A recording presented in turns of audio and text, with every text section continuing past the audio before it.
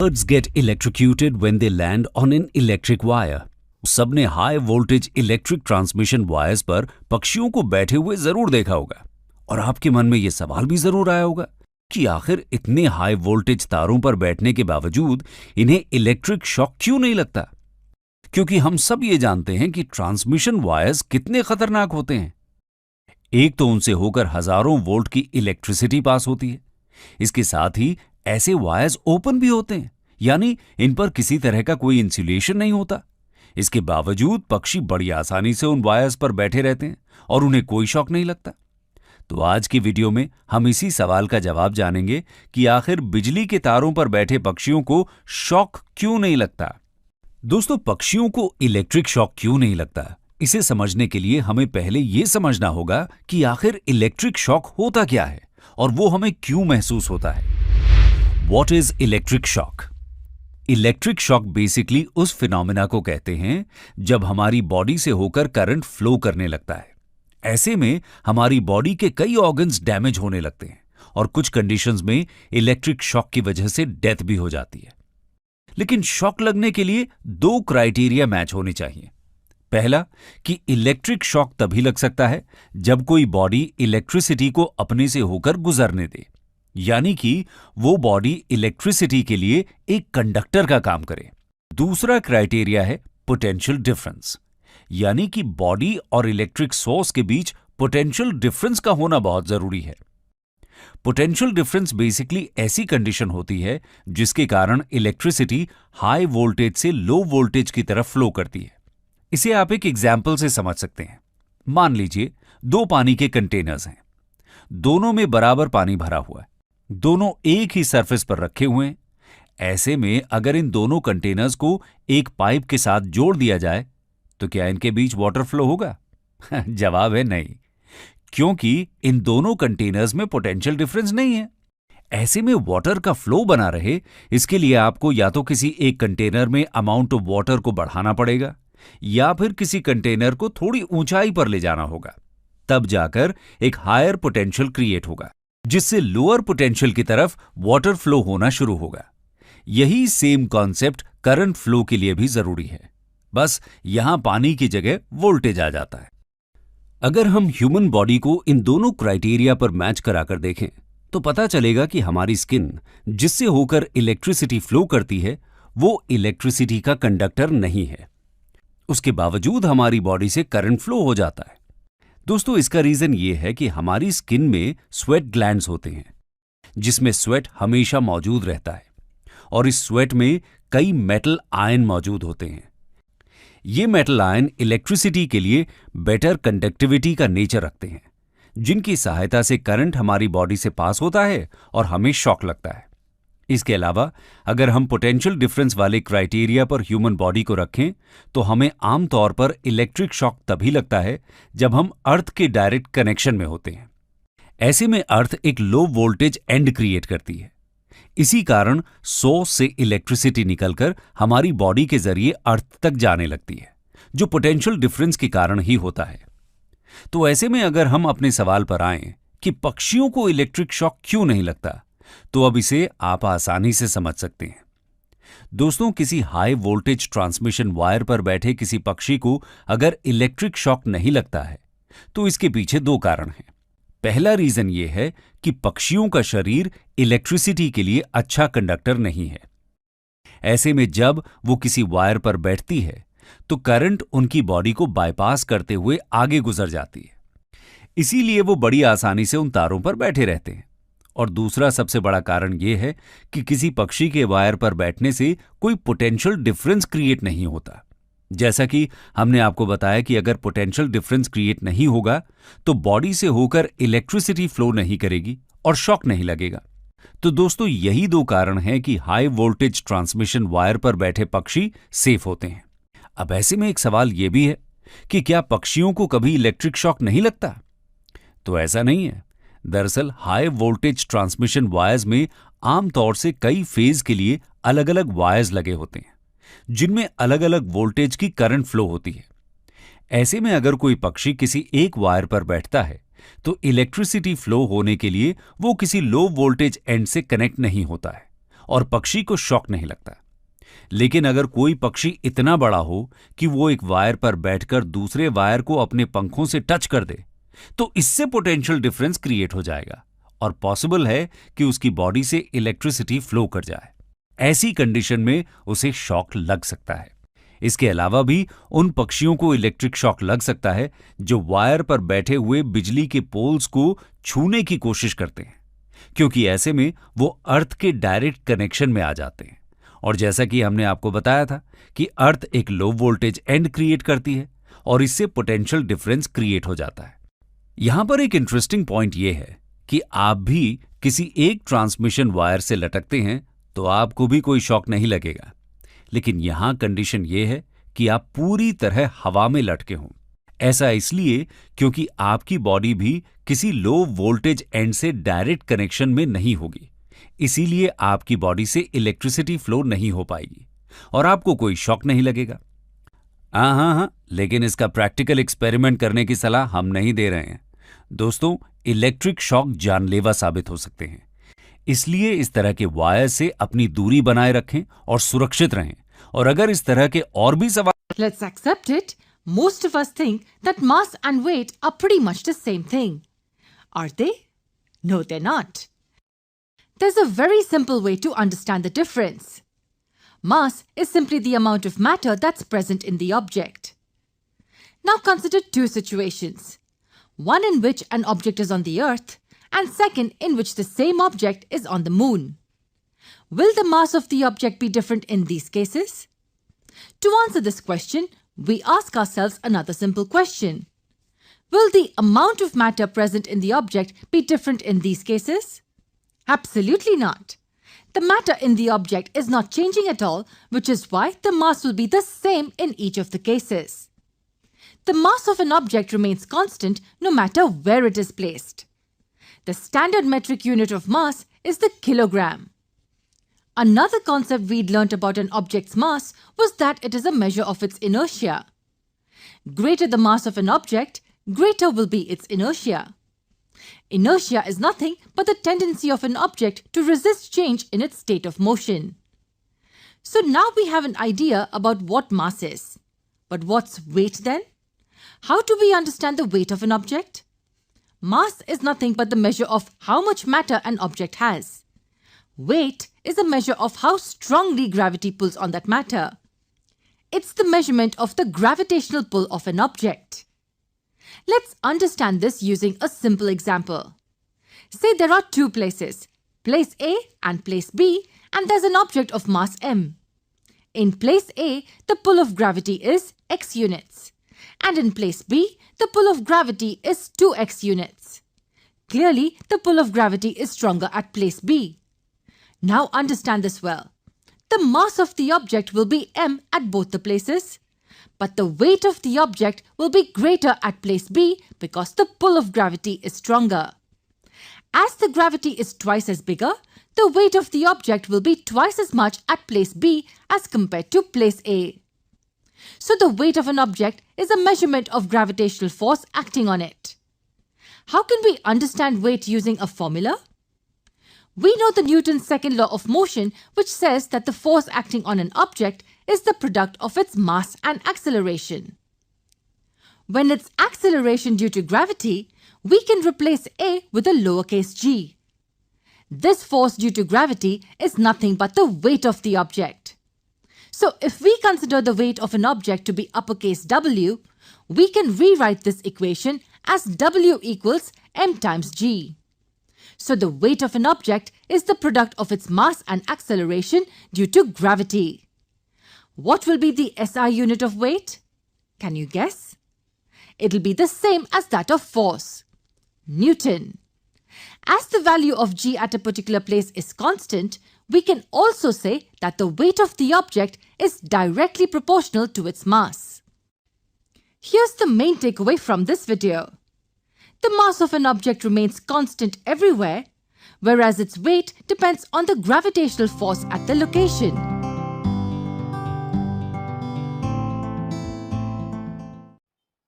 कोई भी ऑब्जेक्ट या बॉडी जब एक सर्कल में घूम रही होती है उसको सर्कुलर मोशन बोलते हैं। जो सर्कल का जो सर्कमफ्रेंस होता है उसके अलोंग अगर कोई बॉडी मूव कर रही है, that is called a circular motion. ये देखिए, एक कार है जो एक सर्कुलर ट्रैक में मूव कर रही है, हम बोलेंगे ये सर्कुलर मोशन है। सिमिलरली ये एक मैंने ब्लू कलर का सर्कल है, बड़ा सर्कल, और व्हाइट कलर का सर्कल उसके सर्कमफ्रेंस को टच करता हुआ घूम रहा है, ये भी सर्कुलर मोशन है। और व्हाइट कलर के सर्कल के अंदर एक छोटा सर्कल है वायलेट कलर का, वो व्हाइट कलर के सर्कमफ्रेंस को टच करता हुआ घूम रहा है, ये एक सर्कुलर मोशन। चलिए रोटेशनल मोशन समझते हैं। रोटेशनल मोशन में जो बॉडी या ऑब्जेक्ट है अपने ही इर्द गिर्द, it is spinning around itself, अपने ही इर्द गिर्द जो घूम रही होती है बॉडी, उसको हम रोटेशनल मोशन बोलते हैं। ये देखिए, हेलीकॉप्टर के जो ब्लेड्स हैं अपने ही इर्द गिर्द घूम रहे हैं, और ये विंड मिल के ब्लेड्स ये भी अपने ही इर्द गिर्द घूम रहे हैं, तो हम बोलेंगे ये जो ब्लेड्स हैं रोटेशनल मोशन परफॉर्म कर रहे हैं। चलिए रोटेशनल मोशन और सर्कुलर मोशन को और अच्छे से समझते हैं। कार सर्कुलर मोशन में मूव कर रही है और विंडमिल के ब्लेड्स रोटेशनल मोशन परफॉर्म कर रहे हैं। अब इनके बीच में डिफरेंस क्या है, सर्कुलर मोशन और रोटेशनल मोशन आखिर में है क्या?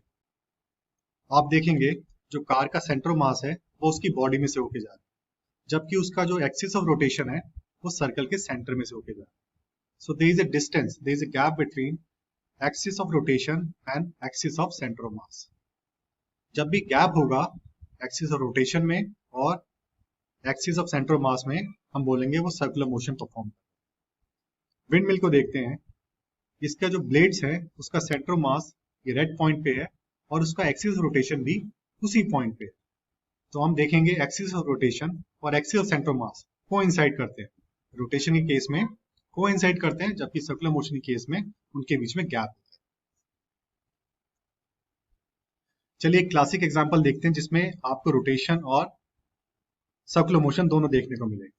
ये हम सभी जानते हैं कि जो अर्थ है इज मूविंग अराउंड सन और साथ में वो अपने इर्द गिर्द भी चक्कर काट रही है। आप देखेंगे जब वो रोटेट करती है उसका सेंटर ऑफ मास और एक्सिस ऑफ रोटेशन उसकी बॉडी में से पास होगी, तो उसको हम बोलेंगे रोटेशनल मोशन।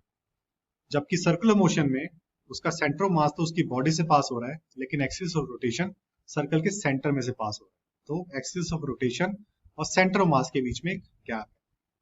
तो रेवोल्यूशन एक सर्कुलर मोशन है, रोटेशन ऑफ अर्थ एक रोटेशनल मोशन। चलिए मैंने है, आप और अच्छे समझते हैं। सर्कुलर मोशन में the object moves along the circumference of the circle. जो ऑब्जेक्ट है सर्कल के सर्कमफ्रेंस के अलोंग मूव करती है, जबकि रोटेशनल मोशन में बॉडी स्पिन करती है अराउंड इटसेल्फ। सर्कुलर मोशन में there is a fixed distance between centre of mass and axis of rotation, जबकि रोटेशनल मोशन में सेंटर ऑफ मास और एक्सिस ऑफ रोटेशन एक सेम लाइन पे lie करते हैं। ये हम प्योर सर्कुलर मोशन और प्योर रोटेशनल मोशन की बात कर रहे हैं। ट्राई दिस, ये आपके लिए एक छोटी सी क्विज है, इसको ट्राई कीजिए।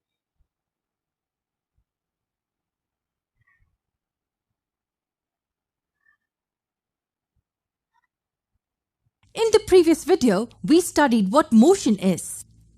We also saw one type of motion called the rectilinear motion. It's nothing but straight line motion. In this type of motion, the path of a moving object is a straight line.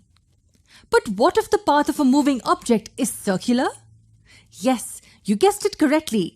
If an object is moving in circles, it's undergoing circular motion. More accurately, it's defined as the motion of an object along the circumference of a circle. The circumference of a circle is the length of this boundary which is curved. So if an object is moving along the circumference of a circle, we say it's undergoing circular motion. Can you give me any real-life examples in which objects execute this type of motion? What about the satellites orbiting the Earth? Yes, a satellite orbiting at a certain height is also undergoing circular motion. What other examples of circular motion can you think of? Take a small object and tie it to one end of a rope. Take the other end of the rope in your hand and whirl it around in circles. You see that the object is performing circular motion. Notice that the distance of the stone from your hand is always the same. What about the moving fan? Is it also undergoing circular motion? First, let's only consider the motion of a point on one of its blades. If we switch on the fan, we will see the point moving in circles. So we can say that the blades of the fan are also undergoing circular motion. Now what if I take the fan as a one single object? Can I say that the fan as a whole is moving in circles? No, that would be incorrect. The fan as a whole is not going anywhere. The entire fan is not moving along the circumference of a circle. But which motion is it performing then? The fan is undergoing rotational motion. Before actually defining this type of motion, let's try to understand it first. This rod here is called the axle, and the entire fan is spinning around this axle. Or you can also say that the entire fan is spinning around this fixed line. This type of motion is what we call rotational motion. Now we will define it in simple words. A body is said to be performing rotational motion if it's spinning around some fixed line. And the fixed line is also called axis of rotation. What other examples of rotational motion can you think of? What about a rotating wheel? We use the word rotating because it's performing rotational motion. What is axis of rotation in this case? Yes, it lies on the axle of the wheel. So the wheel is also undergoing rotational motion about this fixed line. Other examples of this type of motion can be the earth spinning around its axis and a spinning top. But wait a moment. Let's go back to our example we discussed earlier. When this object was whirled around in circles, we said that it was performing circular motion. But here, if we take this line as our axis of rotation, then we can also say that the object is performing rotational motion around this fixed line. So what is the motion of this object? Circular or rotational? What exactly is the difference between the rotational and the circular motion? In all the examples of rotational motion that we saw, the axis of rotation is a part of the object. It is going through the object. But in this case, the axis of rotation is not passing through the object. It's totally separate from the object. Hence, we don't call this motion as rotational motion. This is circular motion and not rotational. So this is the difference between circular and rotational motion. If a body moves along the circumference of a circle, we say that it's performing circular motion. And if the body is spinning around the fixed line called the axis of rotation, and if that axis of rotation passes through the body, we say that it's undergoing rotational motion. In the next video, we will see one more type of motion. See you there.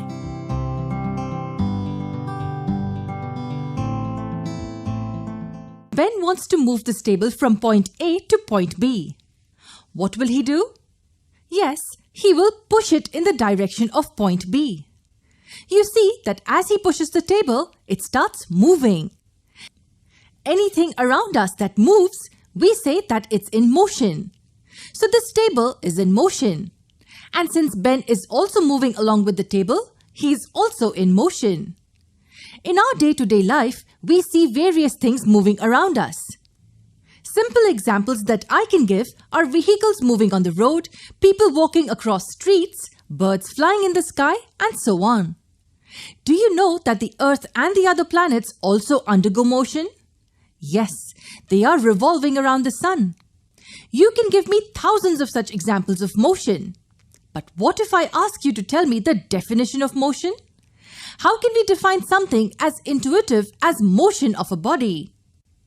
Well, for that, we need to look at what exactly happens to a body when it's in motion. Let's say this vehicle moves from point A to point B. You see that as it's moving towards B, its position in space changes with time. Initially it was here, then here, and now after some time it's here. Notice what's changing. The position of the object and the time too, which is changing anyway. The change in position of a body with time is what we call motion in simple words. Whenever there's a change in position of a body, we say it's either undergoing motion or has undergone motion. Let's discuss about the different types of motion now. The simplest type of motion is called the rectilinear motion. Notice that there is a word line in there. So we define this type of motion as a motion in a straight line. Yes, rectilinear motion is nothing but motion in a straight line. So if an object is moving along this straight line path, we say that it's performing rectilinear motion. For example, when a car is moving in a straight line on a straight road, it's performing rectilinear motion. There is one more thing that I want to discuss with you in this video. Assume you're on a railway platform watching the train pass by. You are at rest. For you, both the train as well as the passengers sitting inside are in motion. But will the people sitting inside the train say the same about the other passengers in the train? For a person sitting inside, the people in the train are not moving. They are at rest. So for the observer at rest on the platform, the people inside the train are moving, but for the person sitting inside, they are at rest. What does this tell us? This means that the motion of any object is relative to the observer. For different observers, the motion may be different. We will learn more about this in higher grades. In this video, we understood the definition of motion. We also discussed one of the types of motion called rectilinear motion. In the next video, we will see a few other types of motion.